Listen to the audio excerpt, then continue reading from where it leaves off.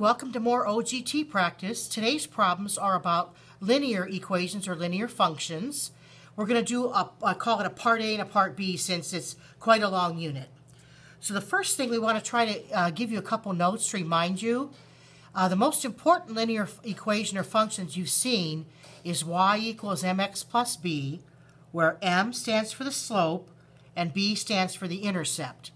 And in terms of word problems, b is like your starting amount and m is the repeated amount, like the amount per hour that you would pay the plumber. And then b would be like the service call, and etc. So here's an example of negative 3x, or y equals negative 3x plus 7. 7 is the y-intercept, so we put a dot on 7.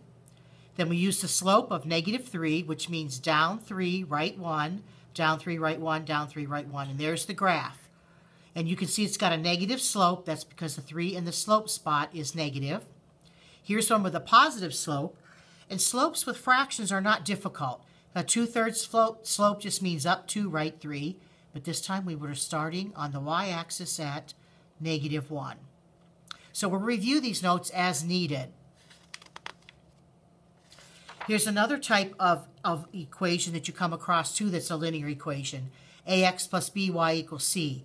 It's not as common, and there are some things that you can do to tell what the y-intercept and x-intercept are, but we don't want to memorize too much at the last minute here.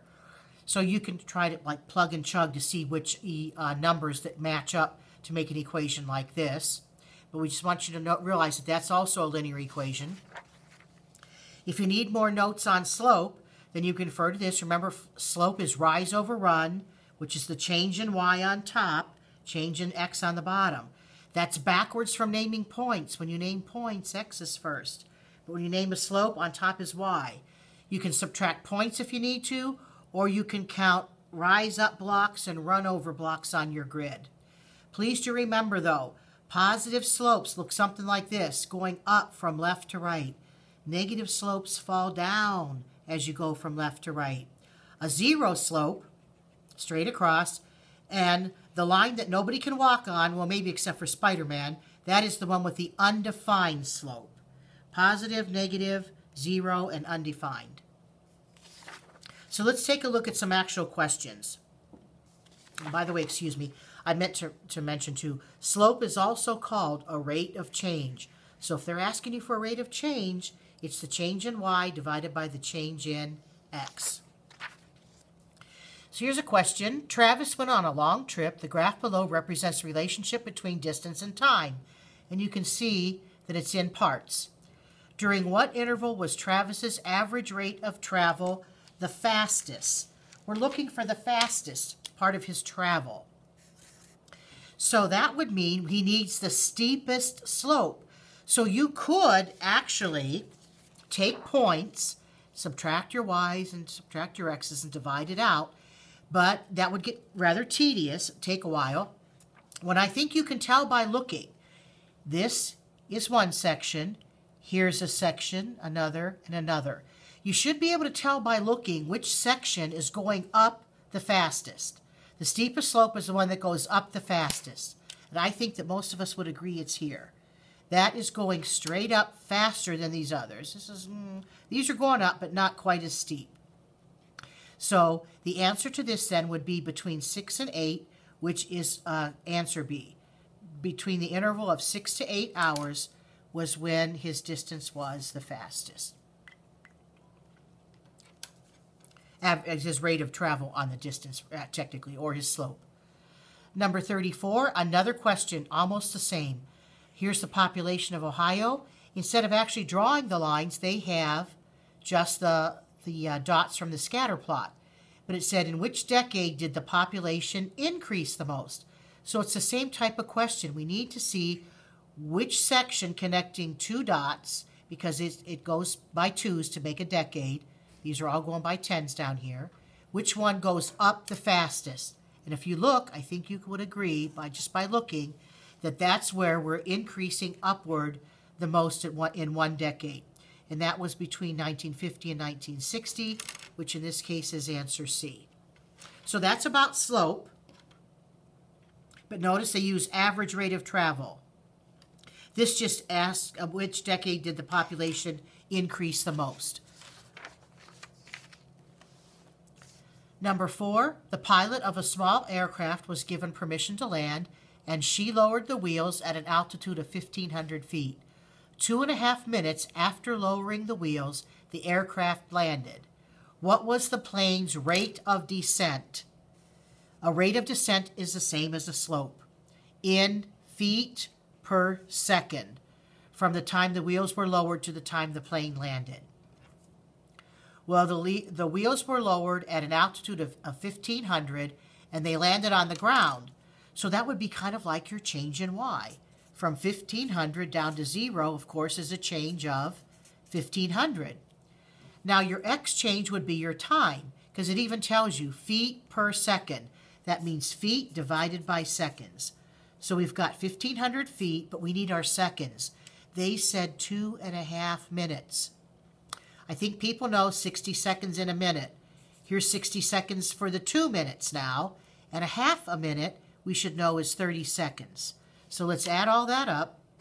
So that gives us 150 seconds. So we're going to divide 1,500 feet by 150 seconds. You can use your calculator, or if you notice the little pattern there, you get 10. 10 feet per second.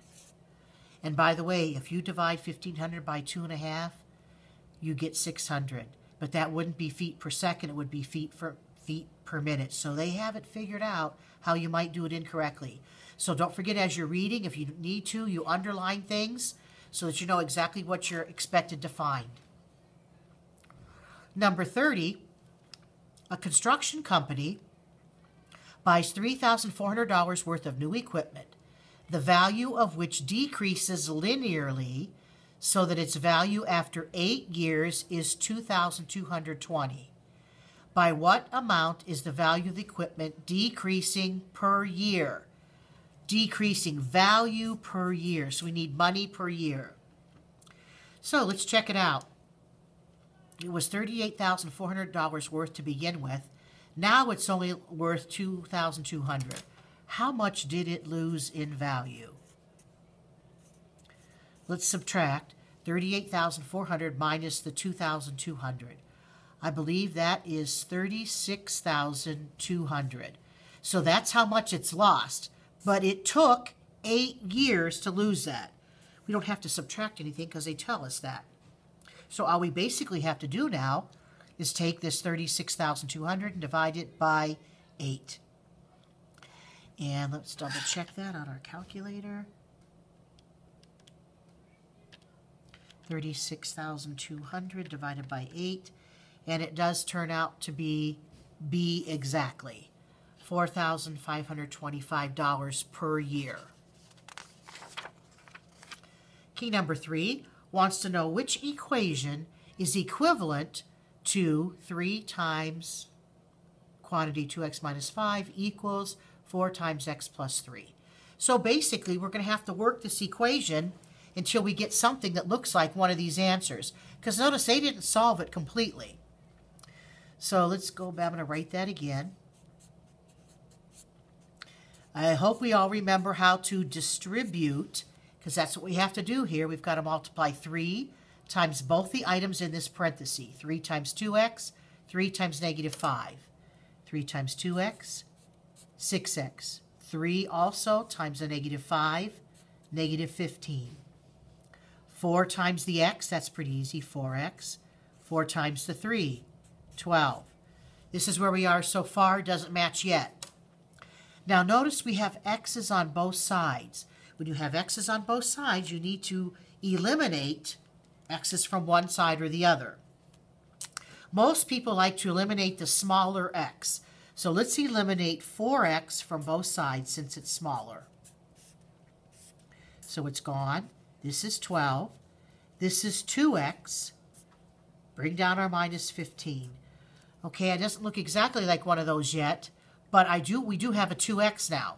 If we were to continue solving, we would now need to get rid of this negative 15. To get rid of a negative 15 or subtract 15, we add 15 to both sides. That gives us 2x, and here everything's positive. 12 plus 15 is 27. So that's where they stopped. That looks like B. 2x equals 27. Marcy and Troy disagreed about the answer to a problem. Marcy said the equation they were working on had more than one solution. If Marcy is correct, which of these equations could they have been working on? Not sure you remember. This has probably been a while. If you have a linear equation that has more than one solution, it actually has infinite solutions. And that occurs when both sides have the exact same expression. So it can't be A because these two are different expressions. They both have 4's, but this is a 2x and that's a 3x. So we could move on and solve this. I bet x would be 0 and make that work. Again, these two sides do not look exactly alike. I could solve this. I could get rid of the 2x, and get rid of the 5. I think x would be -1. That's only one solution. This one I need to distribute to make sure I know what's going on. So if I distribute this side, 2 times x is 2x, and 2 times 2 is 4. This side matches that side exactly. So that means no matter what I put here, it's going to be the same as putting it there. And we can double check one more. This would be 2x plus 6. This bottom one would be an example of no solution. If you got rid of the 2x's, you'd have an incorrect statement saying 4 equals 6. In ours, though, if we got rid of our 2x's, we'd have a correct statement, 4 equals 4.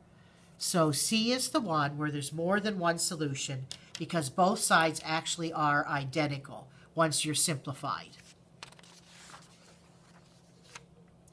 Which of these graphs represents a linear function? Please notice, by the way, if you haven't already, the root word in linear is line.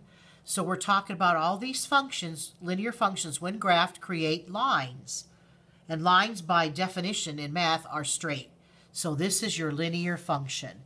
I know this one's made up of 2 lines, but that's not considered linear because it's not one solid continuous line. And number 6 is another question from another year. Apparently they think this is important, which is good for us, very easy to answer. The only one that's linear, the only one with a line, is C. I hope we get one that simple on our OGT coming up. This is similar but not exactly the same. When a car travels at a constant rate, distance varies directly with time. Which graph could represent the distance as a function of time? Distance varies direct. If you recall from before, direct variations are linear functions. So that says constant rate. That's what a slope is. All linears have constant rates. So it has to be the line.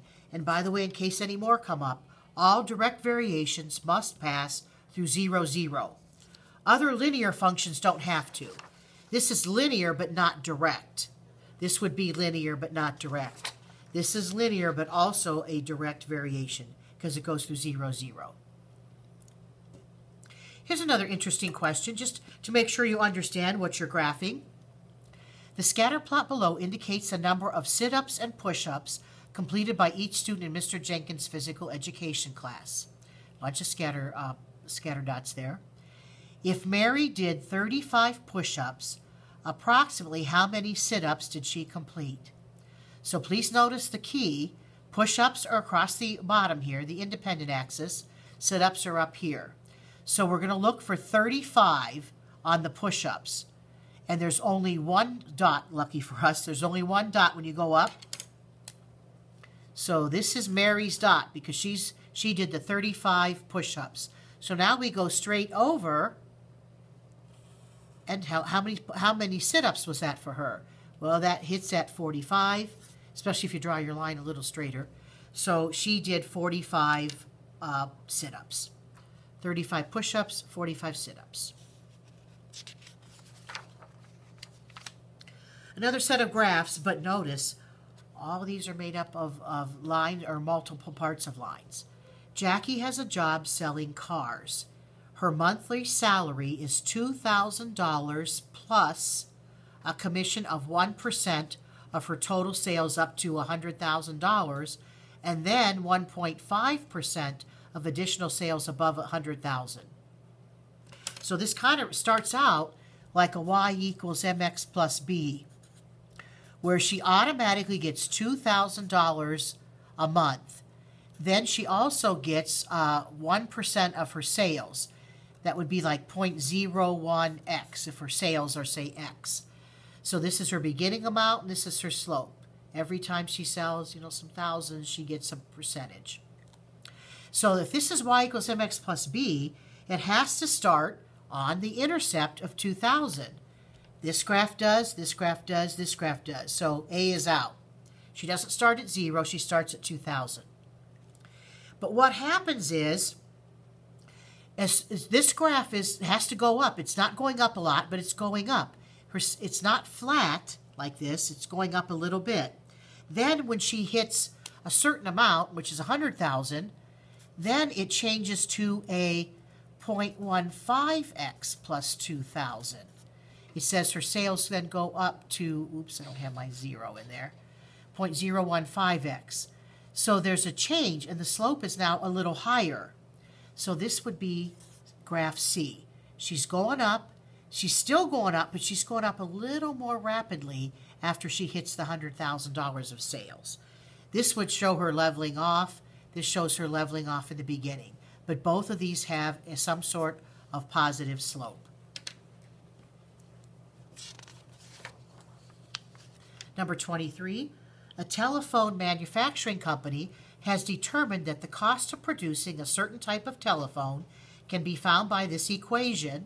Notice this is a y equals mx plus b, 42x plus 2,000, and this is very important. Y is the production cost. X is the number of telephones. X is the number of telephones. The company accountant calculates an average daily production cost of $8,426, approximately how many telephones. So if you're just a careful reader, we just take the equation they've given us, we plug in what we can, and solve for the other. So they gave us this amount of money, and that is, they called it the production cost. And according to up here, Y is the production cost. So we put the 8,426 where Y is. So that means it's not just an evaluate. We're going to have to actually solve. But we'll just follow our steps.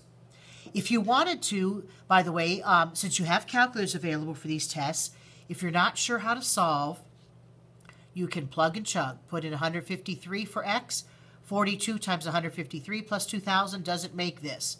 If not, try 248. 248 times 42 plus 2,000 doesn't make that number. So you can always do the plug and chug when they have multiple choice. But let's solve this real quickly. This is our only X, so we get rid of the 2,000 that's clogging up that side where the X is. That's gone. Now we have 42X is equal to 6,426. And to get rid of a 42 times X, we divide by 42. And if you take 6,426 divided by 42, you're going to get A. You're going to get 153 telephones. So look at this was from 2003. Most nowadays it's just about cell phones for everyone. Moving on. Pippi calculates her total earnings with the equation E. E is the total number of dollars she earns. 15 times M. M is the number of lawns, mows lawns, and plus 5B, and B is the number of hours she babysits. If Pippi mows 6 lawns, how many hours must she babysit to earn a total of $200? So we have to put the numbers where they belong. She wants to earn 200. That's your earnings. 200 equals 15 times M. Do we know M? Yes, Pippi mows 6 lawns. So this will be 15 times 6. Plus, the question is, how many hours does she babysit? So first thing, let's simplify what we can. We have to take 15 times 6. That would give us 90.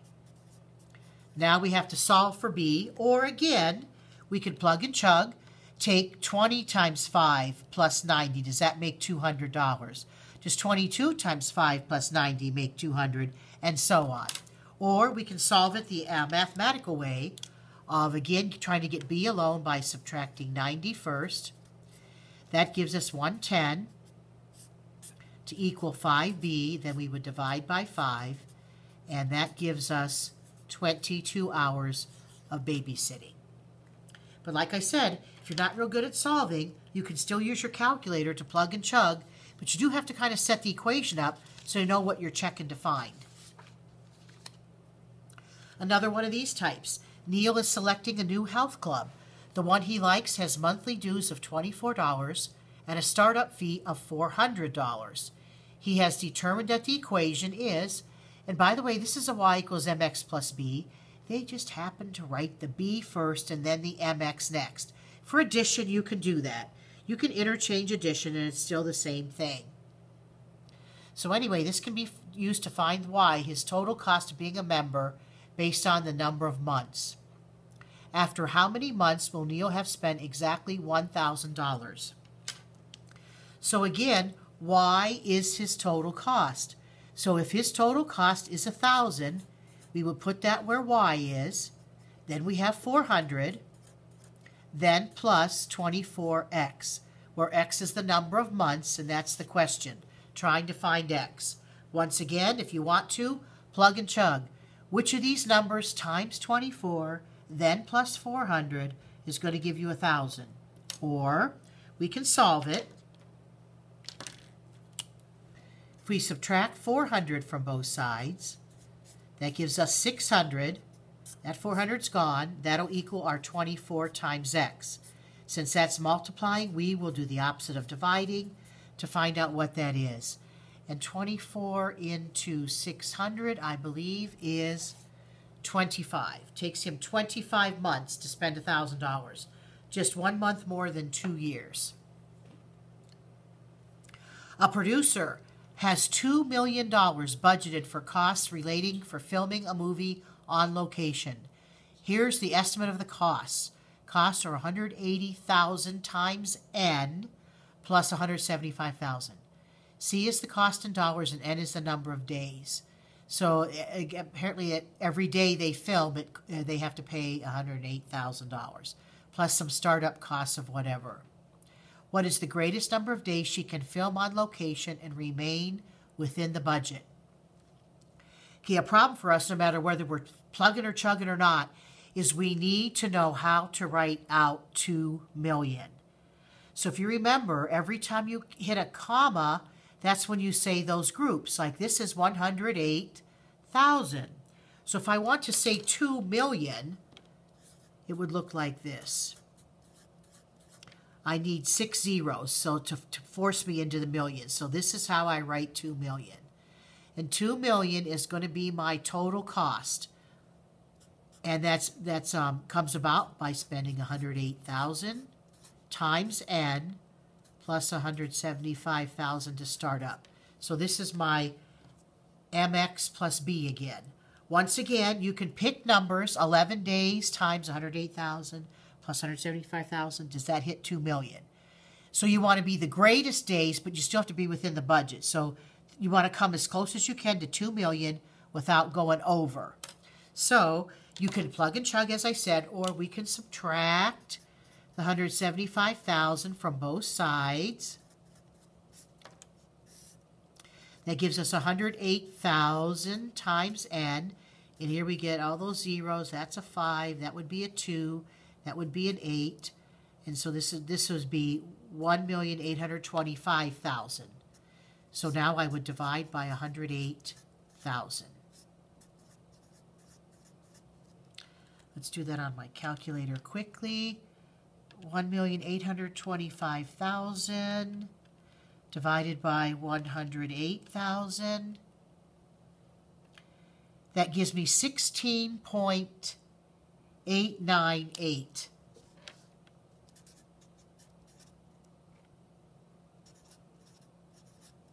So I could shoot my movie for 16.89 days. But most likely you're not going to do part of a day, and we don't even have that. So we can't go up to 18. This technically, if you're rounding up, it would round up to 17 anyway. But if you went 18 days, then that would would be spending more than your 2 million. So it means the greatest number of even days there would be 16. So you have to go a little bit below that so you don't go over budget. Okay, now we're starting to write expressions, which tends to be a little bit harder for students in some cases. At the beginning of the summer, Katie opened a new checking account with a $60 deposit. Each week during the summer, she earned $95 as a part-time lifeguard. Katie deposited 10% of these earnings into her account. Which of these equations represents the amount of money, they call that M, Katie will have deposited in her checking account after W weeks? So this is a famous y equals mx plus b. She's got a starting amount and then every week, except we're going to change it. It's not going to be y, it's going to be, and they're using m for money, so we're going to have trouble with our slope. So this is going to be m equals slope, we'll just put a question mark. And then instead of b, or I'm sorry, no, we have that. We have w for her weeks. They told us to use w for weeks, and plus b, so the y-intercept. So we can keep that the same. Y and x are changing to m and w. So I don't want to use an m here, though, because that's now the money instead of the slope. So, as we said, the y-intercept is your starting point. So in this case, she's starting with $60. So there's two answers that start with $60. And then how much she's putting in every week. And of course, that's going to be her money. Now, I know she's earning 95, but she doesn't put all 95 in the bank. She puts 10%. Time to use your percent key on the calculator. What's 10% of $95? And it turns out to be 9.5. And you can kind of tell it can't be this because she's not depositing the whole 95. So it's D, and if you want to double check that with the 10%. So this is the equation. Oops, I don't have my W on there. 9.5 times the number of weeks plus the 60 tells you how much money she'll have. So we're using y equals mx plus b again. Number 2, Jill charges a base rate of $25 per lawn just to come out. Even if your yard is small, she's going to charge you $25. And then plus $18 for each hour she mows the lawn. So the hours can change, but your lawn's not. Your lawn, it's one lawn, but the hours it takes to mow your lawn versus somebody else's lawn could be changing. Which equation gives the amount of money? Money again, mowing a lawn for H hours. So instead of y equals mx plus b, again they're using money, m for y, and they're using h instead of x for hours. So the equation that we're looking for is m for money, and 18 goes with the hours, and the base rate was $25 for each lawn. So that equation would be A. So another one of those y equals mx plus b equations. Number 14, to raise money, a school club is operating a dunking booth at the local fair. The club will pay $120 to rent the booth. Each customer will pay $1.50 to throw a ball at the dunking platform on which the person sits. Which inequality could be used to find the number of customers, called C, required for the club to make a net profit of at least $350. So net profit means how much money they earn after they do their expenses. So part of this is a little bit of common sense. You have to understand what money's being paid out and what money is being taken in. So the club is paying out $120 to rent the booth. They're going to take in $1.50 for each ball thrown. So the 120 is basically your y-intercept again. In this case, though, it's negative because it's money you have to pay out. Then the 150 would be the C, 150 times C. C is your customers. The customer is the same as the number of balls thrown.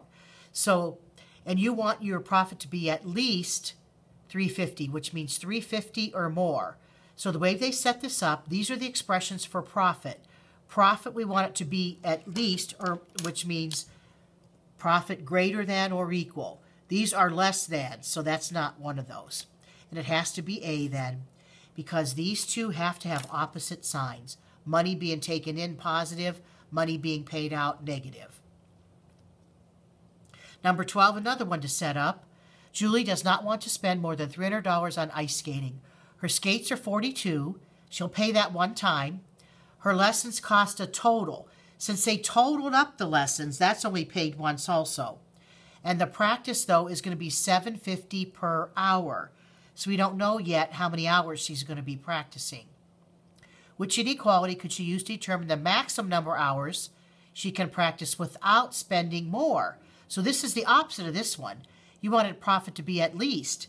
This is at most. So you've got to stay under the 300. Or you could be equal to the 300. Doesn't help us. They're all, well, a little bit. They're all less than signs. But it said without spending more. So you could spend the whole 300. These only let you go less than 300. So it's got to be one of these. Now in this case, these are all costs. She's paying out all of this money. So they all need to be the same sign. This would have this being positive and this negative. That's not true. You don't subtract that off. So the correct answer would have to be here. We add up 42, 56, and 750 times however many hours of practice. That will add up to be her total amount spent, which has got to be less than or equal to $300. For every lawn that she mows, Jane charges $8 per hour for every hour she works. For each lawn that he mows, Bob charges a fixed fee of $20 and an additional $5 for every hour. What is the fewest number of hours that both could work so that Jane's total pay for a lawn will be greater than Bob's? We could kind of do a plug-in again, but again, I think we really should have an expression to do this. Jane's expression is $8 per hour. That's it. 8H. Bob charges only $5 per hour, but he has the fixed cost of 20. So he's a 5H plus 20. So we have these expressions. You could put these numbers in for hours and see when Jane's total pay is greater than Bob's. Like 1 is really easy. That would be $8 she earns. He would be earning 25. And you could, so on. You could keep plugging in if you want. Or we could, Jane, we want to be bigger than Bob. We could just solve this. We solve by subtracting 5H from both sides. That gives us 3H has to be greater than 20. If we divide both sides by 3, then the hours have to be greater than 6.6 repeating. And of course, they're going to the nearest hour, so the first hour greater than 6.6 repeating is 7 hours. And you could try it. If you put 6 hours in, that's going to give her $48. It'll give him $50, and she still would not be earning more. So it takes 7 hours, and then she would earn more. Jerry is planning to buy a stereo system priced at $840 through an installment plan. This plan requires a down payment of $190 and 24 monthly payments of. This is a y equals mx plus b. What they gave us everything, pretty much. They said the down payment, the B number, starts out at $190. You have to make 24 monthly payments of $32.25. Having a little trouble squeezing that in. $32.25 for 24 months, and that's going to tell us how much we have to spend. Now, naturally, that's going to be a little higher than the $840. If he paid cash, he could get it for $840. But buying it on the plan means they're going to charge him a little extra, of course. So we do $32.25 times 24 months plus $190 down. He has to pay $964. But the question was, how much more will he pay? So let's take the $964, subtract off the $840, the cash price, and that gives us the wrong answer. Okay, and I see why. I'm very close, but I'm a little off because I wrote down $32.25 when it was $32.35. There's a lesson. Be real careful. So if I use $32.35 instead, like I should have, That gives us $966.40. So $966.40 subtract $840 would give me $126.40. And that is on there. Okay, so when I came up with an answer not on there, I could see where it was kind of a small error, but yet I want to be very careful so I get them correct. One of these 2-pointers. A sports club is planning a cookout. The food service charges $1.75 per person plus a flat fee of $200. So you got to pay $200 just to reserve the spot, and then they're going to charge you $1.75 per person. The club can only spend $500. So this reminds me of a lot of the questions we've looked at already. In your answer document, determine the maximum number of people the club will be able to serve. Use a table, graph, equation, or inequality. So we have to show our work here. You have to use what they said, either a table, a graph, or an inequality. You could also use a graph. An inequality would be the easiest for me. But this, again, kind of reminds me of the y equals mx plus b stuff. So $1.75 per person. I'm going to use P. $1.75 times the person plus 200 is going to be my total cost. And I want that to stay under, I want that to stay under $500, or it could equal exactly if it does turn out to be exactly equal, or I want to be under 500. So we solve this by taking off 200 from both sides. That gives me my 175p has to stay under 300. Then I divide by 175 to find out how many people I could serve. And let's do that. 300 divided by 175. It says I have to stay under or equal to 171.428 blah, blah, blah people. Well, we can't have parts of people. So if we have to stay under, the highest number under 171.428 that's an integer would be 171. So they can serve 171 people and stay under their $500 limit. You might want to actually write that out too.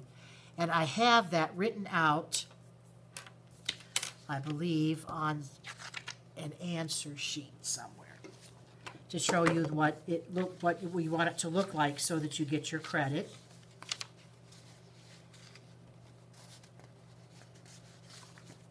So here I have it worked out again. The 175x plus 200 has to be less than or equal to 500.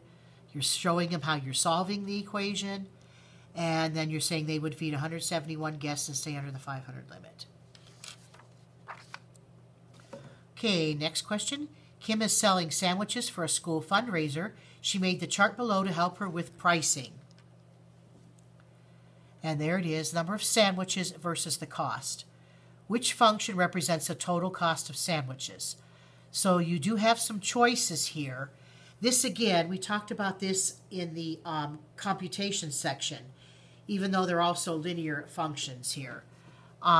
You can basically plug and chug and see if it works. But remember, if it works for one line, make sure it works for all so that you don't get stuck. So this first one says all it is 1.15 times the number of sandwiches. So they're saying that every sandwich costs $1.15 and that's it. So you could try that. 3 times $1.15, it's $3.45. 5 times $1.15, is $5.75. 8 times $1.15, yes, $9.20. And 12 times $1.15, I got lucky. I found it was the very first equation. But if not, you would have to go through and keep trying. But you can also kind of tell it can't be B.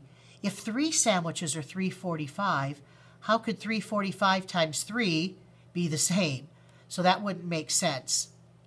Some of these have like a $3.45 to begin with, but I don't think that would be true either because that's the cost of 3 sandwiches, not the cost of no sandwiches. So basically there's no y-intercept because if you don't buy a sandwich, you don't pay any startup cost. This is a quadratic. You could try to see, but the only one that actually works for all items in the table is A. So that would be a linear function with a y-intercept of 0. Number 31. They give us a formula this time. It's a y equals mx plus b, except they're using different letters. Instead of y and b, or y and x, excuse me, they're using f and c. So our slope is 9/5, rise up 9, run over 5. Our y-intercept, our starting point is 32. So the graph is a little tough to read, and some people are like, that looks like 30. But they're all pretty much the same. I think these all have a startup of 32. So it can't be b because it's starting out at 0. Also, we mentioned this in the very beginning with your notes. And if you look at our first, we talked about positive slopes have to rise from left to right. So this 9/5 is a positive number. So these slopes have to rise. That one is falling. So now we've got rid of A. So now it's either C or D. Which one rises up the closest to rising up 9 and running over 5? It looks like we're going to have to do some simplification, though, because these are going by tens. So let's say we start here, just to see how close it is. They're not perfect, but we'll use this. Up 1, 2, 3, 4, up 4, over 2. Now these blocks going up stand for tens, but so do the blocks going over. So that's a slope of 4 over 2. Let's try this slope. This looks, oh, this is a little harder to tell. Let's stop here. Let's go from here to here. This looks like a rise up of 1 and a run over of 2. Ooh, that's a 1/2. I hope you can tell that 9/5 is almost 2. If that was 10/5, that would be 2. And this is 2. So like I said, we took a little bit of allowances, calling that 30 instead of 32. So I think this slope looks the closest to 9/5 by far than this. So C would be our equation for Celsius and Fahrenheit conversions there. We want to know which of these represents the graph of this equation. That equation is written in general form. But like I said, we don't want to learn too much new information. If you haven't been sure of general form up till now, I wouldn't worry so much about that. Let's see if we can come up with some other ideas. I did notice one thing to help us. You take 3 times your x number and 4 times your y number, and that has to make -12. So I just noticed that A and B both go through the point 0, 0. So if this was the true answer, then 0, 0 would have to work in this equation. 0, 0 is so easy to test. What's -3 times 0? 0. What's 4 times 0? 0. What's 0 plus 0? 0. 0 does not equal -12. So these lines going through 0, 0 cannot be our solution. So it's either C or D. So we could check our x and y values. Our x-intercept is, on this one, is 4, and our y-intercept is -3. So if we used 4 for x, or the whole point there would be the point 4, 0, or we could use the point 0, -3. Do these points go into this equation? Let's try x being 4 and y being 0. -3 times 4 is -12. And of course, if we're using 0 for y, that would work. Let's see if this point works. When x is 0, is y -3? If x is 0, that's 0. 4 times -3 does make -12. So it's this one. I could check this. This was -4, 0. This was 0, -3. 0, -3 worked, but -4, 0 does not, because -4 times -3 would be +12. So you can pick points on the graph. The intercepts are kind of nice points to pick, and plug and chug to see which one gives you the correct response. We're going to stop there for part A of the linear function, since this is quite lengthy. Look ahead for part B coming up on linear functions. Once again, best of luck on your OGT.